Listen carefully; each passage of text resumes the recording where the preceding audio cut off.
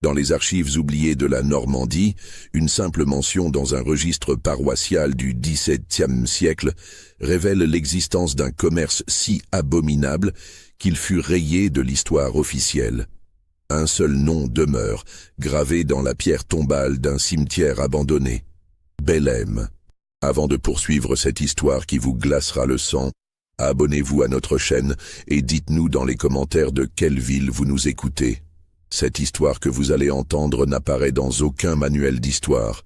Et pourtant, l'année 1643 marque le début du règne personnel de Louis XIV. Mais dans les campagnes normandes, loin des fastes de Versailles, la mort règne en maîtresse absolue. Les guerres de religion ont laissé des cicatrices profondes, et les épidémies de peste continuent de ravager les villages. Dans cette région vallonnée, entre Caen et Rouen, se dresse le village de Sainte-Marguerite-des-Vallons, un bourg de quelques centaines d'âmes blotti autour de son église gothique. C'est ici que la famille Bellem a établi son emprise depuis 3 générations. Nominalement, ils sont fossoyeurs et gardiens du cimetière paroissial. Mais leur influence s'étend bien au-delà. Maître Étienne Bellem, patriarche de la lignée, supervise également la morgue de l'hospice Saint-Rémy, où transitent les corps des indigents, des voyageurs morts sur les routes, et parfois même des nobles déchus. L'homme, âgé de 62 ans, en cette année 1643, est respecté dans la communauté. Son visage buriné porte les marques d'une vie consacrée au service des morts. Ses mains, perpétuellement tachées de terre, manipulent avec une dextérité troublante les dépouilles qui lui sont confiées. Chaque dimanche, on le voit au premier rang de l'église, écoutant religieusement les sermons du père Anselme. Mais derrière cette façade de piété se cache une réalité bien plus sombre. Les Bellem ont développé au fil des années un réseau complexe de relations avec des individus peu recommandables. Des marchands itinérants aux robes sombres, des hommes aux accents étrangers qui voyagent de nuit, des femmes voilées qui murmurent en latin archaïque. Le commerce officiel des Bellem consiste en l'entretien des sépultures, la préparation des corps pour les funérailles et la vente d'objets funéraires. Leur atelier, situé dans les dépendances de leur demeure, regorge de cercueils de différentes essences, de linceuls brodés et de crucifix en bois ou en métal.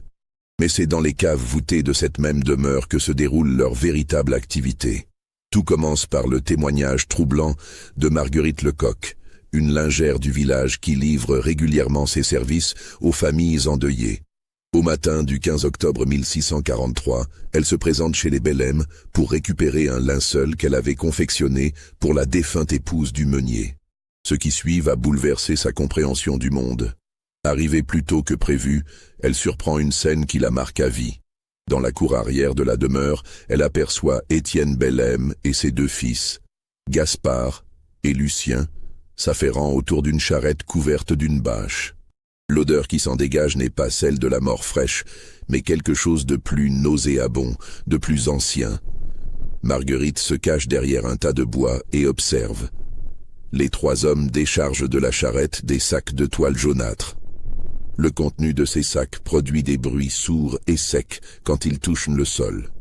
Étienne ouvre l'un d'entre eux et en sort ce qui ressemble à un fémur humain qu'il examine minutieusement à la lumière du jour naissant. « Celui-ci fera l'affaire », murmure-t-il à ses fils. Les os de cette noble dame sont parfaitement conservés. Nos clients parisiens apprécieront leur blancheur. Gaspard, l'aîné, approuve d'un hochement de tête avant de répondre « Et les dents, père ?» Maître Corneille insiste pour avoir des dents intactes pour ses expériences alchimiques. Étienne sourit, un sourire que Marguerite décrit plus tard comme plus froid que la mort elle-même. Il plonge la main dans un autre sac et en ressort un crâne humain intact, avec une dentition parfaite. « Regarde mon fils, ce jeune homme de bonne famille nous rapportera une fortune. Ses dents sont comme des perles et son crâne. » Marguerite ne peut en entendre davantage. Prise de nausée, elle fuit discrètement, mais non sans avoir gravé dans sa mémoire chaque détail de cette scène abominable. Pendant des jours, elle hésite à parler. Qui la croirait? Les bellem sont respectés, intégrés à la communauté paroissiale, et elle, simple lingère, n'a que sa parole. Les semaines qui suivent cette découverte troublante voient Marguerite Lecoq sombrer dans une mélancolie profonde. Elle observe désormais les bellem avec un œil différent, et ce qu'elle découvre la terrifie davantage encore. Les allées et venues nocturnes se multiplient autour de leur demeure. Des cavaliers encapuchonnés arrivent dans l'obscurité et repartent avant l'aube, leurs sacoches visiblement plus lourdes qu'à l'arrivée. Plus troublant encore, Marguerite remarque que certaines tombes du cimetière paroissial semblent avoir été récemment remuées. La terre, pourtant tassée par les pluies d'automne, paraît fraîchement retournée. Les croix de bois penchent étrangement, comme si elles avaient été déplacées puis remises en place à la hâte. Un matin de novembre, alors qu'elle se rend au lavoir communal, Marguerite croise frère Augustin, un moine cistercien de l'abbaye voisine de Sainte-Croix. L'homme, habituellement loquace, semble préoccupé. Il transporte un sac de cuir qui teinte étrangement à chaque pas. « Bonjour, mon frère », ose Marguerite. « Vous semblez soucieux ce matin. » Frère Augustin sursaute, comme pris en faute. « Ah, dame Marguerite. Non, non, tout va bien. Je me rends chez Maître Bellem pour une commande spéciale de notre abbé. » Il resserre son étreinte sur le sac et poursuit sa route d'un pas pressé. Marguerite remarque alors que ses sandales sont couvertes de terre fraîche et que ses mains portent des traces de chaux. Pourquoi un moine aurait-il besoin de chaux? Et pourquoi cette nervosité? La réponse lui vient quelques jours plus tard, lorsqu'elle apprend par le bedeau de l'église que plusieurs tombes de l'ancien cimetière monastique ont été réaménagées sur ordre de l'abbé. Les ossements des anciens moines auraient été transférés dans un ossuaire commun pour faire place à de nouvelles sépultures. Une explication plausible si elle n'avait pas vu frère Augustin se diriger vers la demeure des bellem avec son mystérieux chargement. C'est alors qu'elle se souvient des paroles d'Étienne Bellem à ses fils. Nos clients parisiens apprécieront leur blancheur. Et si les bellem ne se contentaient pas de profaner les tombes de leur propre cimetière, et si leur réseau s'étendait jusqu'aux institutions religieuses, l'hiver 1643 s'avère particulièrement rigoureux, et avec lui arrive à Sainte-Marguerite-des-Vallons, un jeune homme qui va bouleverser l'équilibre établi. Barthélemy Rousseau, âgé de 18 ans, est le fils d'un marchand de Rouen ruiné par la guerre. Contraint de chercher du travail, il est embauché par les bellem comme apprenti fossoyeur. Barthélemy est un garçon intelligent et observateur. Dès ses premiers jours chez les bellem, il remarque des détails troublants. Les outils de fouille sont étrangement bien entretenus pour des instruments censés servir uniquement à creuser des tombes. Certains d'entre eux, comme des pinces délicates et des instruments de chirurgie, semblent plutôt destinés à des tâches de précision. Plus intrigant encore, Barthélemy découvre dans l'atelier principal un carnet de cuir rouge dissimulé derrière des planches. Les pages, couvertes d'une écriture serrée, contiennent des listes de noms, de dates et de sommes d'argent. Il reconnaît certains noms, des nobles locaux décédés récemment, des bourgeois de Rouen, même quelques ecclésiastiques. Mais c'est la découverte d'une seconde liste qui le glace d'effroi. Cette liste, rédigée d'une main différente, porte en en-tête « Commande spéciale, société parisienne ». Les items répertoriés donnent le vertige. Crâne d'enfant, 12 livres pièces. Ossements de vierge, 8 livres la livre, dents de jeune noble, 3 livres pièces, cheveux de morte non mariée, 1 livre l'once. Chaque ligne est accompagnée d'un nom de client et d'une adresse parisienne. Barthélemy reconnaît quelques noms célèbres. Des alchimistes réputés, des médecins controversés, mais aussi des personnalités de la cour dont la réputation est sans tache. Comment des hommes si respectés peuvent-ils être impliqués dans un commerce si abject? Le jeune homme comprend rapidement qu'il a mis le doigt sur quelque chose de beaucoup plus vaste qu'un simple trafic local. Les bellem ne sont que les exécutants d'un réseau qui s'étend jusqu'aux plus hautes sphères de la société française. Un réseau qui exploite la superstition, l'occultisme et les pratiques ésotériques pour générer des profits considérables. Si cette révélation vous a donné des frissons, n'hésitez pas à liker cette vidéo et dites-nous dans les commentaires ce que vous pensez qu'il va arriver à ce jeune Barthélemy. Car son destin va prendre un tournant dramatique. Barthélemy décide d'enquêter plus profondément, mais il doit faire preuve d'une extrême prudence. Les Bellem ont développé au fil des années un instinct aiguisé pour détecter les indiscrets. Ils commencent par observer leurs habitudes nocturnes, se postant discrètement près des fenêtres de la cave où semblent se dérouler les activités les plus secrètes. Ce qu'ils découvrent dépasse ses pires craintes. Dans cette cave voûtée, aménagée comme un véritable laboratoire, les Bellem procèdent à une véritable industrie de la mort. Des tables de dissection accueillent les corps exhumés, où père et fils travaillent avec la précision de chirurgiens expérimentés. Ils prélèvent méticuleusement les os, les dents, les cheveux, les conservent dans des solutions mystérieuses, les classent selon des critères que seuls eux connaissent. Mais le plus troublant reste la présence régulière de visiteurs encapuchonnés. Ces hommes et ces femmes, visiblement issus de milieux aisés à en juger par la richesse de leurs vêtements, viennent inspecter la marchandise avant de conclure leurs achats. Barthélemy entend des conversations qui le révoltent. Ces ossements d'enfants morts-nés conviendront parfaitement pour nos rituels de divination, murmure une femme à la voix raffinée. Nos clients nobles paieront le prix fort pour des composants si purs. Et ces dents de jeunes filles vierges, interroge un homme au fort accent parisien. Maître Flamel m'a expressément demandé des dents, n'ayant jamais connu le péché de chair. Étienne Bellem, avec l'assurance d'un marchand chevronné, présente ses produits avec une fierté déplacée. Nos méthodes de conservation sont uniques en France. Nous utilisons des techniques héritées des embaumeurs égyptiens, adaptées aux besoins de notre clientèle moderne. Barthélemy découvre également que le réseau des Bellem s'étend bien au-delà de la Normandie. Des correspondances trouvées dans le bureau d'Étienne révèlent des contacts avec des complices à Paris, Lyon, Marseille et même jusqu'en Espagne et en Italie. Apparemment, la France entière est parcourue par ce commerce macabre qui alimente les pratiques occultes des puissants. Plus troublant encore, Barthélemy apprend que certaines exhumations sont commandées à l'avance. Des clients spécifient le type de dépouille qu'ils recherchent, et les Bellem s'arrangent pour que ces personnes décèdent dans des circonstances permettant de récupérer leur corps. Le doute s'insinue dans l'esprit du jeune homme. Les Bellem se contentent-ils de profaner les tombes, ou vont-ils jusqu'à provoquer certains décès? La réponse à cette question terrifiante lui parvient par un concours de circonstances tragiques. En décembre 1643, une épidémie de fièvre maligne frappe le village. Plusieurs habitants tombent malades, et parmi eux, Marie Dubois, une jeune femme de 23 ans, réputée pour sa beauté et sa pureté.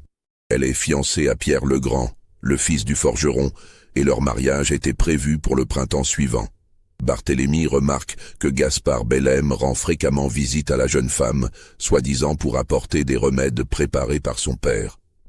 Mais l'état de Marie ne s'améliore pas, au contraire. Elle semble sombrer dans une langueur étrange, ponctuée de crises de délire où elle évoque des visions terrifiantes. Un soir, caché dans les combles de la demeure des Bellem, Barthélemy surprend une conversation entre père et fils qui lui révèle l'horrible vérité. La jeune Dubois sera parfaite pour la commande du duc de Nevers, déclare Étienne avec satisfaction. Il recherche spécifiquement les cheveux et les dents d'une vierge blonde morte avant ses 25 ans. Nos poudres font effet, elle ne passera pas l'hiver. Et si elle guérit malgré tout, s'inquiète Gaspard, alors nous accélérerons le processus, répond son père d'un ton glacial. Un pèlerinage à l'abbaye de Sainte-Croix, un accident sur la route, les possibilités ne manquent pas. Barthélemy comprend avec horreur que les Bellem ne se contentent pas de profaner les tombes. Ils empoisonnent leurs victimes, les tuent à petit feu, pour répondre aux commandes spécifiques de leurs clients. Marie Dubois n'est pas malade, elle est assassinée lentement, méthodiquement, pour satisfaire les désirs macabres d'un noble collectionneur. Le jeune homme réalise également qu'il n'est probablement pas le premier à avoir découvert la vérité. D'autres apprentis ont sans doute précédé sa venue chez les Bellem. Mais où sont-ils maintenant? Leur nom ne figure dans aucun registre paroissial. Aucune trace de leur départ du village n'existe. Une peur glacée s'empare de lui. Combien de témoins gênants ont-ils été recyclés dans le commerce des Bellem? Barthélemy sait qu'il doit agir rapidement pour sauver Marie Dubois et exposer les crimes des Bellem. Mais à qui peut-il s'adresser? Le curé de la paroisse, Père Anselme, semble étrangement proche des Bellem. Le seigneur local, le comte de Montclair, figure justement sur la liste des clients parisiens. Quant aux autorités civiles, elles sont trop éloignées et probablement corrompues. Il décide néanmoins de tenter sa chance auprès du prévôt de Rouen, maître Guillaume Le Tellier, réputé pour son intégrité. Mais pour convaincre cet homme de loi, il lui faut des preuves tangibles. Barthélemy décide de voler le carnet rouge contenant les listes de clients, ainsi que quelques échantillons de la correspondance commerciale des Bellem. L'opération se révèle plus périlleuse que prévu. Les Bellem ont développé un système de surveillance sophistiqué autour de leur demeure. Des chiens dressés patrouillent la nuit et des pièges à loups sont dissimulés dans les chemins d'accès. Barthélemy doit faire preuve d'une prudence extrême pour pénétrer dans le bureau d'Étienne sans se faire repérer. Il réussit néanmoins à s'emparer du carnet et de plusieurs lettres compromettantes. Mais au moment où il s'apprête à quitter la pièce, un bruit de pas résonne dans l'escalier. Pris de panique, il se cache derrière une armoire et retient son souffle.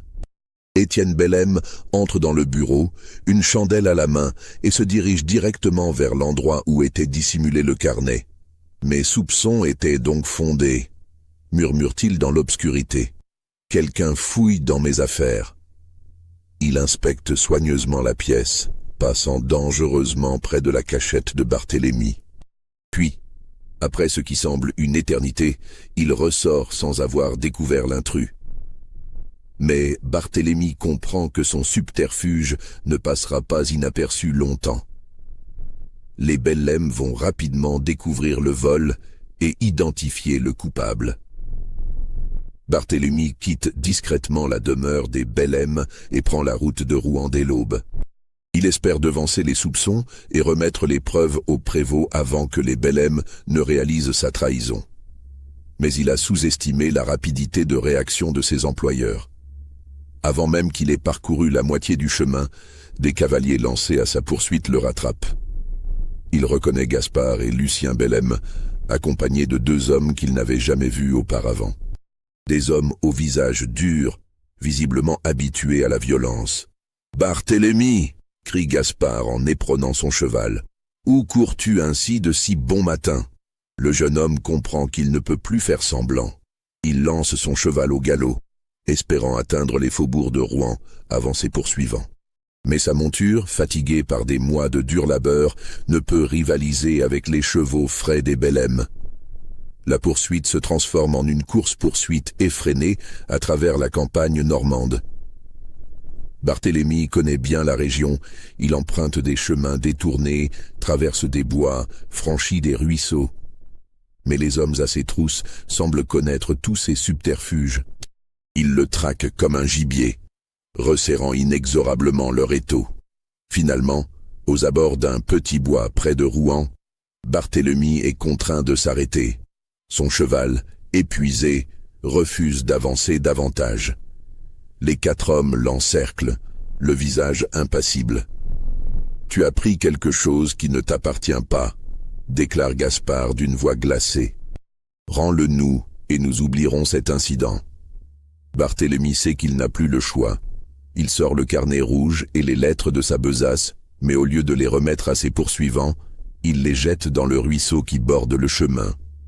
L'eau emporte rapidement les preuves vers l'aval, les rendant irrécupérables. « Maintenant, vous ne pourrez plus tuer personne », crie-t-il avec un mélange de peur et de défi. Le visage de Gaspard se durcit. Il fait un signe à ses complices, qui descendent de cheval et se dirigent vers Barthélemy. Le jeune homme comprend qu'il vient de signer son arrêt de mort. Ce qui suit se déroule dans un silence pesant, troublé seulement par le murmure du ruisseau et le hennissement des chevaux. Les hommes de main s'emparent de Barthélemy sans violence apparente, mais avec une efficacité qui trahit leur expérience. Ils le ligotent et le chargent sur l'un des chevaux comme un simple ballot. « Que comptez-vous faire de moi ?» balbutie Barthélemy, déjà conscient de la réponse. « Tu vas nous aider à comprendre exactement ce que tu as vu et à qui tu as parlé, » répond Lucien Bellem d'une voix dénuée d'émotion. « Ensuite, tu rejoindras nos autres apprentis indiscrets. » Le retour vers Sainte-Marguerite-des-Vallons se déroule dans un silence lourd de menaces. Barthélemy observe le paysage qu'il ne reverra sans doute jamais, grave dans sa mémoire les détails de cette dernière chevauchée. Il pense à Marie Dubois, qu'il n'a pas réussi à sauver, à tous les innocents qui continueront à mourir pour alimenter le commerce macabre des Bellem. Arrivé à la demeure, il est enfermé dans une cave humide, différente de celle où se déroulent les activités de dissection. Cette cave-là sent la mort ancienne, une odeur de décomposition qui imprègne les murs de pierre. Dans un coin, il aperçoit des ossements humains, mais pas ceux destinés à la vente. Ces os-là portent encore des lambeaux de chair, des cheveux, des vêtements. Les restes d'autres apprentis, sans doute, ceux qui avaient découvert la vérité avant lui. Étienne Bellem descend le voir quelques heures plus tard. L'homme semble fatigué, vieilli par les événements de la journée. Il s'assoit sur un tabouret face à Barthélemy et le regarde longuement sans parler. « Tu sais, finit-il par dire, j'ai toujours eu de l'estime pour toi. Tu es intelligent, observateur, travailleur. Dans d'autres circonstances, tu aurais pu devenir un associé précieux. Comment pouvez-vous faire cela ?» s'écrie Barthélemy. « Comment pouvez-vous tuer des innocents pour vendre leurs restes à des fous ?» Étienne sourit tristement. « Des fous ? Tu crois que nos clients sont des fous ? Détrompez-toi, mon garçon. Nos clients sont des hommes de pouvoir, des nobles, des bourgeois, des ecclésiastiques. Ils dirigent ce pays, ils façonnent son avenir, et ils ont besoin de nos services pour satisfaire leurs besoins particuliers. » Il se lève et fait quelques pas dans la cave. « Sais-tu combien rapporte notre commerce ? Assez pour acheter des châteaux, des titres de noblesse, des privilèges royaux. Assez pour corrompre des juges, des prêtres, des administrateurs. Nous ne sommes pas des criminels, nous sommes des entrepreneurs. Et Marie Dubois, et tous les autres que vous avez tués ? Marie Dubois va mourir de toute façon, répond Étienne avec froideur. Nous ne faisons qu'accélérer un processus naturel. Et ces restes serviront à quelque chose d'utile, contrairement à ce qui se passerait si elle pourrissait simplement dans un cercueil. Barthélemy comprend qu'il a affaire à un homme qui a depuis longtemps perdu toute humanité. Un homme pour qui la mort n'est plus qu'une marchandise et la vie humaine qu'une matière première à exploiter. Le lendemain matin, Barthélemy reçoit une visite inattendue. Frère Augustin, le moine cistercien qu'il avait croisé quelques mois plus tôt, descend dans la cave accompagné d'Étienne Bellem. Le religieux porte la même robe de bure, mais son visage a perdu toute bienveillance chrétienne. « Voici donc notre problème, » dit-il en désignant Barthélemy. Ce jeune homme a vu des choses qu'il ne devrait pas voir. « Il a volé nos documents les plus sensibles, » ajoute Étienne. « Heureusement, nous avons pu récupérer la situation avant qu'il ne contacte les autorités. » Frère Augustin hocha la tête. Nos supérieurs parisiens ne seront pas contents d'apprendre cet incident. Ils comptent sur notre discrétion absolue. C'est alors que Barthélemy comprend l'étendue véritable du complot. Les Bellem ne sont pas des criminels isolés. Ils font partie d'un réseau organisé qui implique des institutions religieuses, des nobles, des bourgeois, peut-être même des membres de la cour royale. Un réseau qui utilise la superstition et l'occultisme pour générer des profits considérables, mais aussi pour maintenir son emprise sur la société. « Qui êtes-vous vraiment ?» demande-t-il au moine. « Je suis ce que tu vois », répond frère Augustin. Un homme de Dieu qui comprend que la foi doit parfois s'accommoder des réalités du monde. Nos clients ne sont pas des hérétiques, ce sont des hommes de pouvoir qui cherchent à maintenir l'ordre établi par tous les moyens nécessaires. Il sort de sa robe un petit flacon rempli d'un liquide transparent. Ceci t'aidera à rejoindre le Seigneur sans souffrance. C'est un privilège que nous n'accordons qu'aux jeunes gens de valeur. Barthélemy réalise qu'il va mourir, mais aussi que sa mort ne servira à rien. Le réseau des Bellem continuera à fonctionner, Marie Dubois mourra empoisonnée, d'autres innocents suivront. Le mal qu'il a découvert est trop vaste, trop bien organisé, trop puissant pour être détruit par la révélation d'un simple apprenti. Mais au moment où frère Augustin s'apprête à lui faire boire le poison, des bruits de lutte résonnent dans la maison au-dessus d'eux, des cris, des chocs, puis un silence inquiétant. Étienne et le moine échangent un regard inquiet. « Que se passe-t-il » murmure Étienne.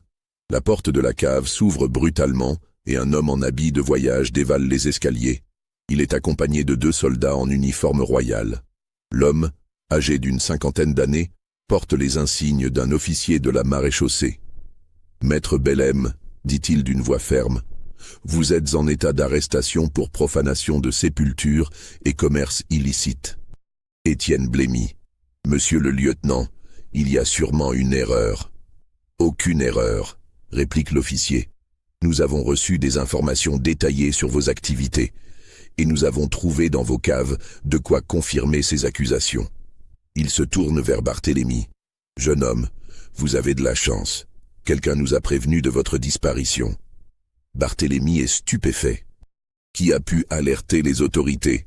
Comment ont-elles pu agir si rapidement? L'officier semble lire dans ses pensées. Dame Marguerite Lecoq, explique-t-il, nous a fait parvenir un témoignage détaillé sur les activités de cette famille. Quand elle a appris votre disparition, elle a compris que vous aviez découvert la vérité. Marguerite Lecoq, la lingère qui avait assisté à la première scène troublante. Elle avait donc trouvé le courage de parler malgré sa peur. Barthélemy ressent une vague de reconnaissance envers cette femme simple qui a risqué sa vie pour la justice. L'arrestation des Bellem fait scandale dans la région. Père et fils sont jugés et condamnés à mort pour leurs crimes. Frère Augustin, quant à lui, disparaît mystérieusement avant le procès. Son corps ne sera jamais retrouvé, alimentant les rumeurs selon lesquelles il aurait rejoint d'autres complices dans des régions plus éloignées. Le procès révèle l'ampleur du réseau, mais de manière incomplète. Les autorités découvrent dans les caves des Bellem suffisamment de preuves matérielles pour les condamner. Des ossements humains fraîchement prélevés, des outils de dissection, des fioles contenant des substances suspectes. Mais les documents les plus compromettants, ceux qui auraient pu impliquer de hautes personnalités, ont disparu avec les eaux du ruisseau. Barthélemy témoigne courageusement devant les juges, détaillant tout ce qu'il a vu et entendu. Son récit glace l'assistance et plusieurs nobles présents au procès quittent discrètement la salle d'audience. Certains noms mentionnés par le jeune homme provoquent des remous dans les hautes sphères parisiennes, mais sans preuves écrites, impossible d'engager des poursuites contre des personnalités aussi influentes. Marie Dubois, miraculeusement, survit à son empoisonnement. Les médecins de Rouen, alertés par Barthélemy, parviennent à identifier les substances toxiques utilisées par les Bellem et à administrer les antidotes appropriés. La jeune femme garde cependant des séquelles de cette tentative d'assassinat. Sa santé reste fragile et elle développe une peur maladive des étrangers. Le village de Sainte-Marguerite-des-Vallons tente de retrouver une normalité, mais l'affaire laisse des traces profondes. Le cimetière paroissial est entièrement réorganisé sous la supervision des autorités ecclésiastiques. De nombreuses tombes sont ouvertes pour vérifier leur contenu, révélant l'étendue des profanations commises par la famille Bellem sur plusieurs générations. Cependant, plusieurs éléments de l'affaire demeurent inexpliqués, semant le doute sur la portée réelle de la justice rendue. L'enquête révèle que les Bellem possédaient une fortune considérable, largement supérieure à ce que leurs activités officielles auraient pu générer.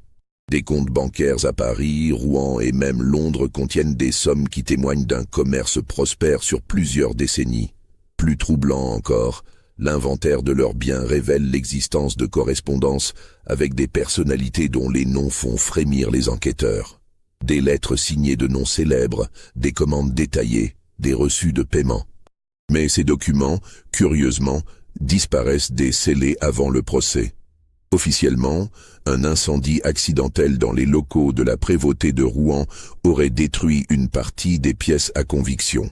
Le lieutenant qui a dirigé l'arrestation, maître Guillaume Moncornet, refuse de s'exprimer publiquement sur ces disparitions suspectes. Interrogé en privé par Barthélemy, il se contente de murmurer « Certaines vérités sont trop dangereuses pour être révélées entièrement. Nous avons coupé la tête du monstre, mais son corps compte encore de nombreux membres. » L'abbaye de Sainte-Croix fait également l'objet d'une enquête discrète. Les autorités découvrent que plusieurs moines ont quitté précipitamment l'établissement dans les jours qui ont suivi l'arrestation des Bellem. L'abbé, Dom Siméon de Montclair, prétend qu'il s'agit de transferts de routine vers d'autres monastères, mais il refuse de révéler les destinations de ces religieux. Plus intrigant encore, l'examen de l'ancien cimetière monastique révèle des anomalies troublantes. De nombreuses tombes anciennes ont été vidées de leur contenu, mais les registres de l'abbaye ne mentionnent aucun transfert d'ossements. Où sont passés les restes des moines enterrés là depuis des siècles? Marguerite Lecoq, héroïne malgré elle de cette affaire, ne profite guère de sa bravoure. Quelques mois après le procès, elle tombe mystérieusement malade.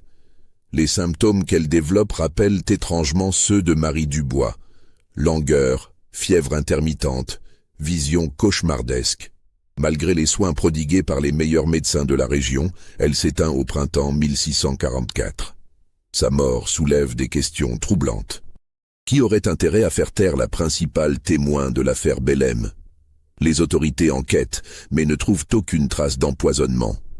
Officiellement, Marguerite serait morte d'une fièvre maligne, comme il en sévit régulièrement dans la région. Barthélemy, quant à lui, quitte définitivement la Normandie après le procès. Il s'installe à Paris, où il reprend des études de droit grâce à une bourse accordée par les autorités royales en reconnaissance de son courage. Mais il garde de cette affaire des séquelles psychologiques durables. Il développe une méfiance maladive envers les institutions religieuses et une obsession pour la justice qui marquera toute sa carrière. Devenu avocat, il se spécialise dans la défense des accusés de sorcellerie et d'hérésie, tentant de protéger les innocents contre les abus de pouvoir qu'il a lui-même subis. Ses collègues le décrivent comme un homme brillant mais tourmenté, hanté par des souvenirs qu'il ne partage qu'avec ses intimes. L'affaire Bellem provoque des remous jusque dans la capitale. Plusieurs personnalités de la cour, discrètement mises en cause par les témoignages, voient leur réputation ternie. Certaines quittent précipitamment Paris pour des voyages prolongés en province ou à l'étranger. D'autres, plus habiles, parviennent à retourner la situation en leur faveur en se présentant comme des victimes de diffamation. Le cardinal Mazarin lui-même s'intéresse de près à l'affaire.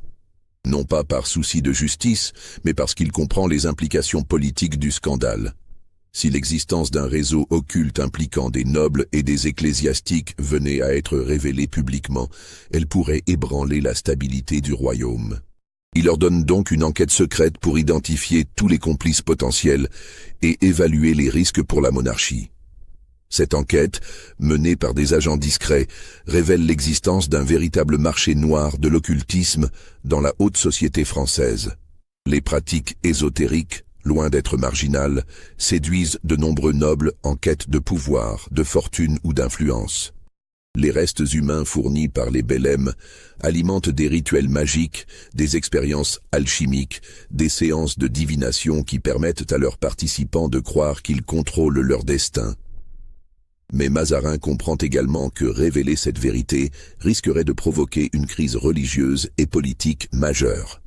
Il décide donc d'étouffer l'affaire, de limiter les poursuites aux seuls Bellem et de faire disparaître toutes les preuves compromettantes pour les personnalités de haut rang. 20 ans après l'exécution des Bellem, l'affaire semble oubliée. Sainte Marguerite des Vallons a retrouvé sa tranquillité, sous la supervision d'un nouveau curé et d'un nouveau fossoyeur.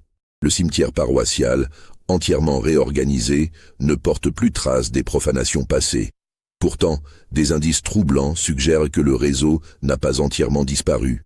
En 1663, un incident étrange se produit dans un village voisin. Le fossoyeur local, un certain Hervé Dubrinfo, est surpris en train d'exhumer clandestinement des corps récemment enterrés. Interrogé par les autorités, il avoue agir sur commande de clients parisiens qui lui versent des sommes importantes pour des composants spéciaux. L'enquête révèle que Dubrinfo n'est qu'un maillon d'une chaîne qui s'étend de nouveau vers la capitale. Mais cette fois, les autorités font preuve de plus de discrétion. L'homme est arrêté, jugé rapidement et exécuté sans publicité. Aucun détail de l'affaire ne filtre dans l'opinion publique. Barthélemy, devenu entre-temps un avocat respecté de Paris, entend parler de cette nouvelle affaire par ses relations professionnelles. Il tente d'en savoir plus, mais se heurte à un mur de silence. Ses anciens contacts dans la maréchaussée refusent de lui fournir des informations, et les dossiers judiciaires relatifs à l'affaire Dubrinfo disparaissent mystérieusement des archives. Cette expérience le convainc que le réseau mis au jour en Normandie s'est reconstitué sous d'autres formes. Les puissants qui utilisaient les services des Bellem ont trouvé de nouveaux fournisseurs, plus discrets, mieux protégés. Le commerce macabre continue, mais dans l'ombre, loin des regards indiscrets. En 1672, près de 30 ans après l'affaire originelle, un événement vient relancer les interrogations sur l'héritage des Bellem. La demeure familiale, confisquée par la justice et laissée à l'abandon, s'effondre partiellement lors d'un violent orage. Les villageois qui viennent constater les dégâts font une découverte macabre. Sous les décombres, ils mettent au jour une cave secrète que les enquêteurs de 1643 n'avaient pas découverte. Cette cave contient des centaines d'ossements humains, soigneusement triés et étiquetés, ainsi que des documents qui révèlent l'ampleur véritable du commerce des Bellem. Parmi ces documents figure un registre détaillé de toutes les transactions effectuées par la famille sur 3 générations. Les noms qui y figurent constituent un véritable bottin de la haute société française. Duc, comte, évêque, abbé, médecin de la cour, alchimistes renommés, astrologues royaux. Même quelques noms de la famille royale apparaissent, cryptés mais reconnaissables. Le curé actuel de Sainte-Marguerite-des-Vallons, l'abbé Thierry Malcot, comprend immédiatement les implications de cette découverte. Il fait porter les documents à l'évêché de Rouen, mais ceux-ci disparaissent pendant le transport. Officiellement, la charrette qui les transportait aurait été attaquée par des brigands. Mais aucune rançon n'est jamais demandée, et les brigands ne sont jamais retrouvés. L'abbé Malcot, homme intègre mais prudent, comprend qu'il vient de toucher à quelque chose qui le dépasse. Il fait murer définitivement la cave secrète et interdit formellement à quiconque de fouiller les ruines de la demeure Bellem. Cette interdiction, assortie de menaces d'excommunication, est scrupuleusement respectée par les villageois. Cette histoire vous a-t-elle convaincu de la réalité de ces événements? Les preuves semblent accablantes, mais étrangement, aucun historien officiel n'en fait mention. Coïncidence ou conspiration? Dites-nous dans les commentaires ce que vous en pensez. Abonnez-vous pour d'autres révélations sur l'histoire cachée de France et partagez cette vidéo avec ceux qui ne craignent pas de regarder la vérité en face. L'histoire des Bellem aurait pu s'arrêter là, enfouie sous les décombres et le silence officiel. Mais en 1689, soit près de 50 ans après les événements originaux, une dernière révélation vient troubler cette tranquillité apparente. Barthélemy Rousseau, devenu entre-temps un avocat influent de Paris, reçoit la visite d'un homme âgé qui se présente comme le dernier descendant de la famille Bellem. Il s'agit de Nicolas Bellem, petit-fils d'un cousin éloigné d'Étienne, qui a grandi loin de la Normandie sans connaître l'histoire de sa famille. Cet homme apporte avec lui un héritage troublant.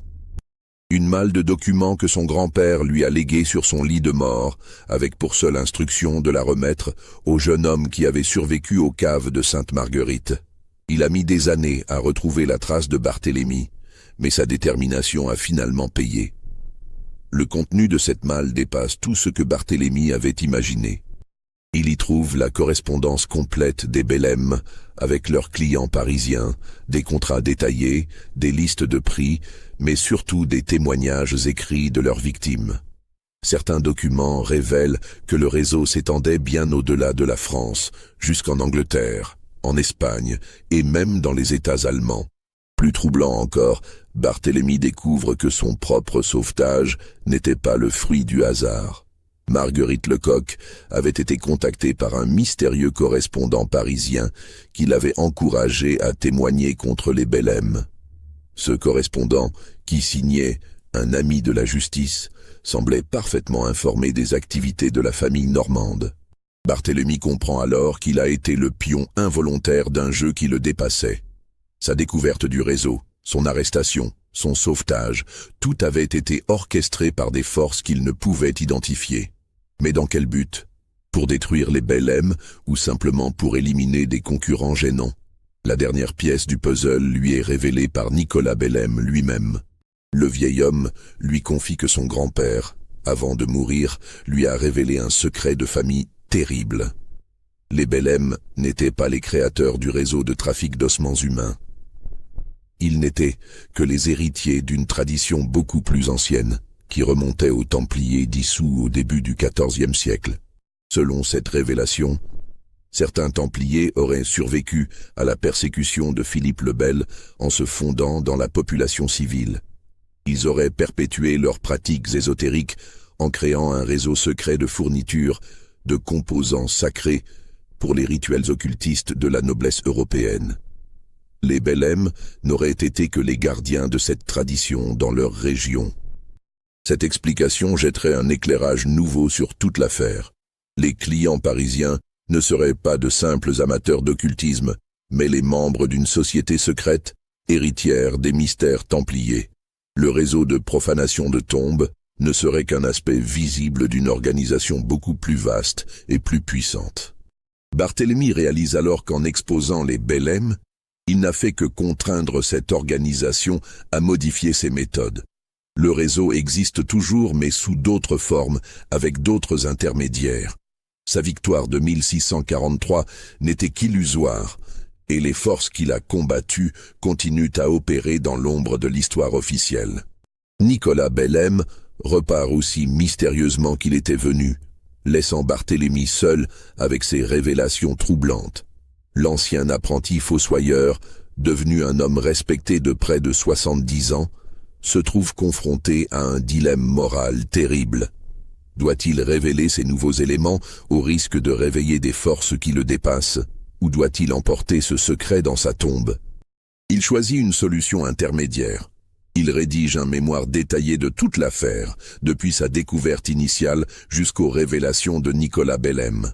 Ce mémoire, il le confie à un notaire parisien avec instruction de ne l'ouvrir qu'un siècle après sa mort. Ainsi, espère-t-il, la vérité finira par éclater quand les protagonistes de l'époque auront tous disparu.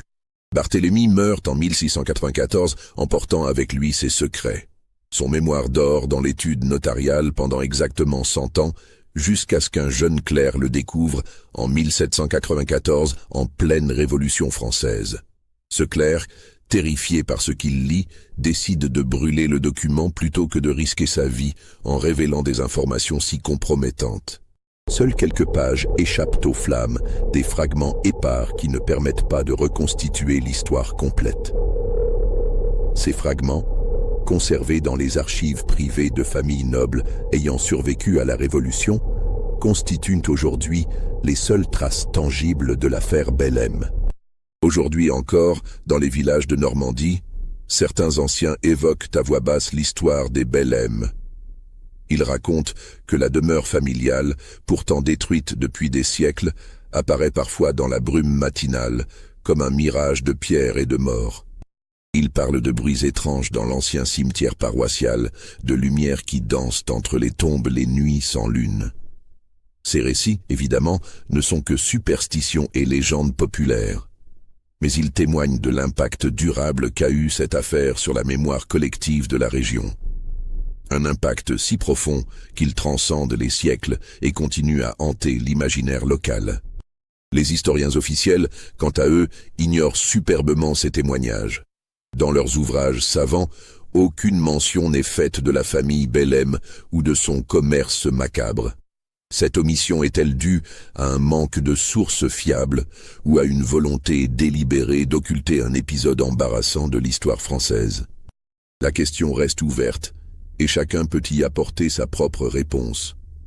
Mais une chose est certaine, dans les méandres de l'histoire officielle, combien d'autres secrets dorment-ils, attendant qu'un regard curieux vienne les réveiller? Combien d'autres bellêmes ont-ils opéré dans l'ombre, protégés par le silence des puissants et l'oubli du temps? L'histoire que vous venez d'entendre semble si précise, si documentée, qu'il est difficile de croire qu'elle soit entièrement fictive. Et pourtant, aucune source officielle ne la confirme. Alors, vérité historique ou construction imaginaire? La frontière est parfois plus mince qu'on ne le croit. Car au final, la plus terrifiante des histoires n'est-elle pas celle qui pourrait être vraie?